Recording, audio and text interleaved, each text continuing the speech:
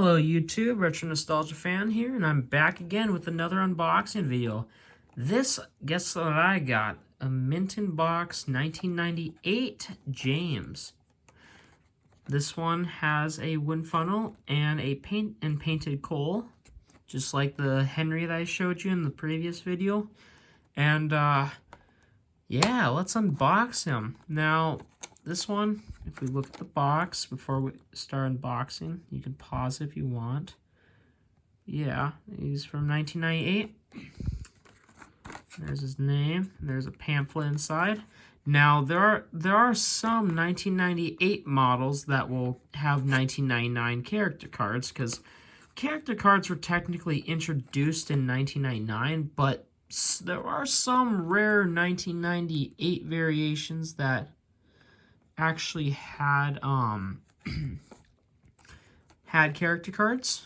There was a old Thomas Wynn Railway YouTuber. I think his name was Arblphil. Yeah, I think his name was his username was Arblphil, and he was a Thomas Wynn Railway fan as well and a collector. And he had a 1998 Edward, and it was in the same box as this James, except it was Edward, not James. This one I'm going to unbox James. The crazy part is that his had a character card in it, and I remember seeing that. But yeah, Arblphil, sadly his videos are, it's a shame, but he is no longer on YouTube. He is one of the early, even if you go on Thomas Wynn Railway's videos, I recommend checking out his videos. He's a great Thomas YouTuber. Thomas Wynn Railway, actually, if you're watching this, I appreciate that a lot. And actually mentioned Arblphil in one of his early childhood YouTube videos when he was, I'm going to say probably 11, back in 2011, 2010, and I was actually younger than that. Maybe 12 or 13, but yeah, no, I just, seeing this James, I know a lot of Wynn Railway fans now would probably keep these models brand new, and I definitely, if I see another one of these in person brand new, you know dang well I would keep him brand new. But because this James has it's a different variation with a wind funnel and flat coal, I was like, why not have a second unboxed open James in my Wynn Railway collection? And besides, I got this on eBay from the same seller that gave me Henry. He mentioned that James was never opened, whereas Henry did get opened once, but then he was put back, but he was still in mint condition. You probably could have tell by that from my Henry video, but anyway, enough of my ramrodding. Let's get into the model. Now, this box, like I said, this box is a little fragile, from a little flimsy. The plastic can be reused, but you want to be careful because, for me, I'm trying to be cautious. This box is really nice, but I also know I can break it easily. Yeah, I'm trying to find a cut. Oh, this part is not opened. There we go. Yeah, there we go. Now the seal's off on the back here. It's kind of hard to open him without breaking the box. There we go. Right there. Right, come on, James. You gotta get out of there. There's James. And finally, his tender. Look at that beauty. And we're gonna get the fun stuff out.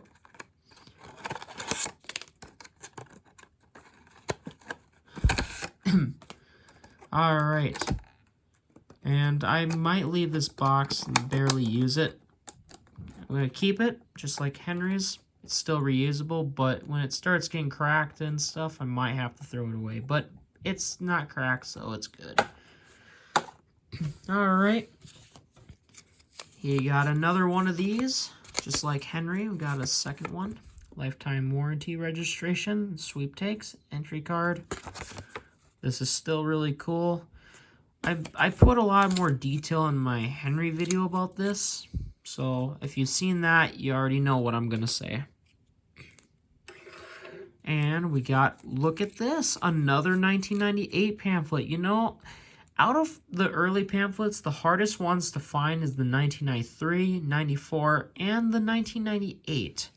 I've seen a lot more 96, 97, and 99s more, actually. Even 2000, 2001.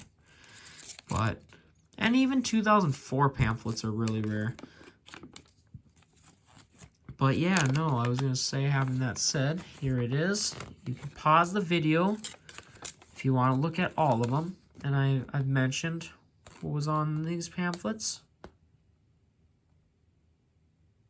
You know, sometimes people say if you do it once, you don't have to do it twice. But I feel like it's fun because if you're new to this channel and, you know, for those who are new, I'd be considerate so I can show them what's going on, you know. For those who don't know, Learning Curve used to make pamphlets with their items, not just the trains and rolling stock, but also track packs, destinations, or track accessories, which is really cool. And this was back in the clickety-clack era, the get in the groove, which I dig, because that's a saying back in the 60s, which, you know, I like Beatles and Rolling Stones and Beach Boys. But anyway, we're not talking about music here. We're talking about Thomas.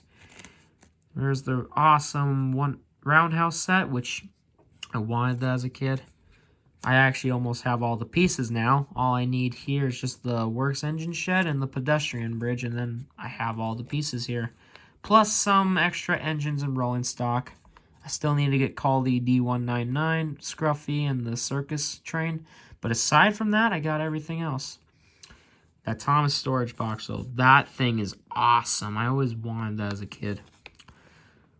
And then here's the 100-piece set. And some other sets you could get here.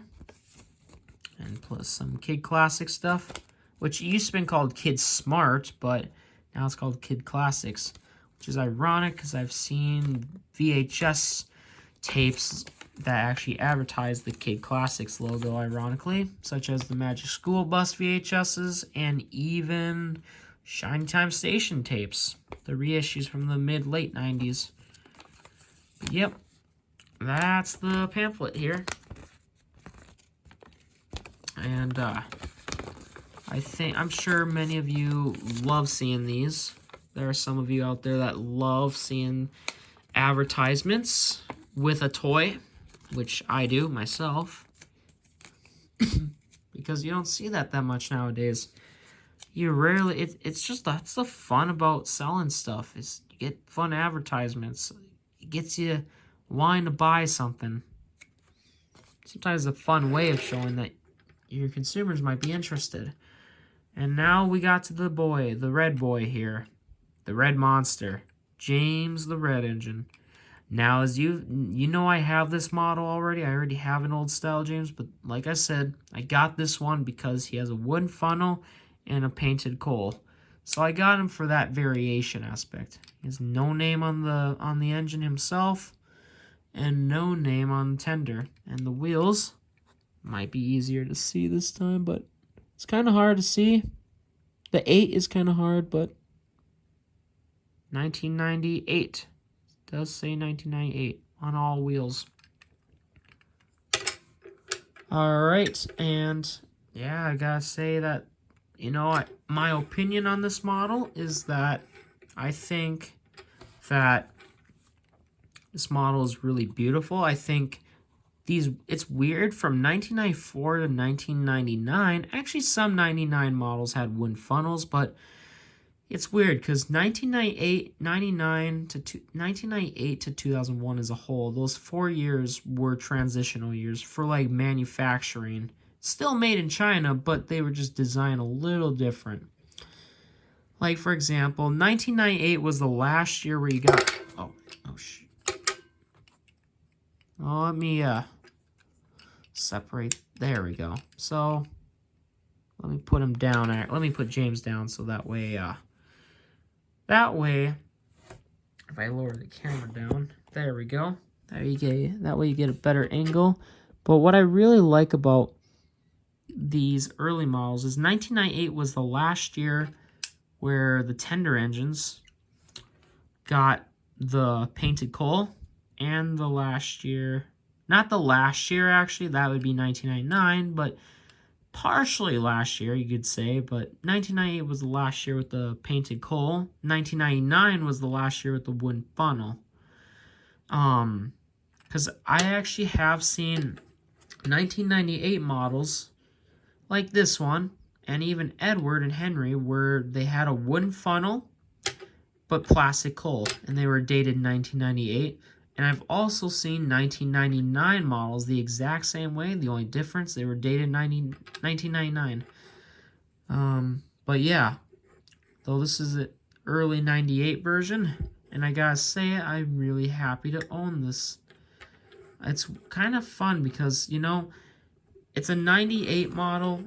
I got a 1998 Henry, and now I got a 1998 James. And I do have a 1998 Mike, which I'll show you in another video. And I otherwise hope you enjoy this unboxing and / review. And yeah, I think this is a really good model, and you should definitely pick up an old style James between 1994 to 1998 like this one. But yeah, I thank you for watching my channel, and I appreciate the views, and most importantly, I appreciate y'all for joining in on my videos, and I hope you have yourself a good day.